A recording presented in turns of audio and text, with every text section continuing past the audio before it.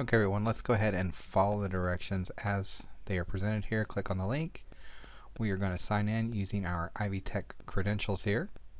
Once you put those in, you'll be directed to the Microsoft SharePoint site, which we're going to keep following the directions and look up software, type in project.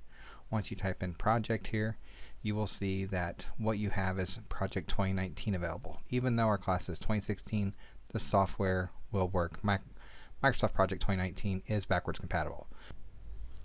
Click on this link here to get a URL that you'll copy and paste into a new tab of your browser, and that will start the download process of your file, your ISO file here. So that is the file you're going to use on your Windows machine to mount your software, install your software.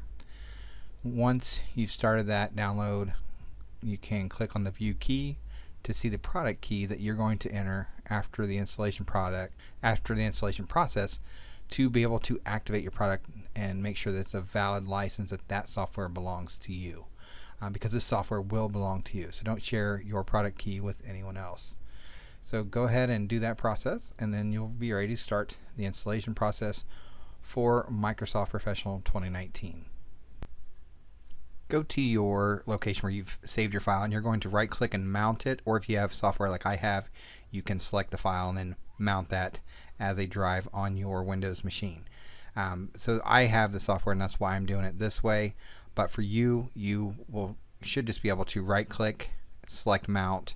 It'll show as a drive in File Explorer, so you'll just need to right click mount on the ISO file, and then in your Windows Explorer, scroll down to where you will see the drive that's being used for your file. And once you are there, you will then be able to just click on it like you would any other folder in your Windows 10 machine using File Explorer, and you can just double click on the setup file and start the installation process.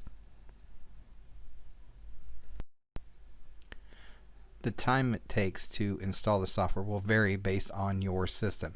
As you can see with mine, I've got some conflicts here because of having Microsoft Office 2019 installed on my computer. I'm just reading the prompts and saying, yes, I know, and I want to install this software. And that because my Office software is 64-bit, I want to install the 64-bit version, and that's what it's doing now. Once it's done, you're ready to go and to open up the software on your Windows machine.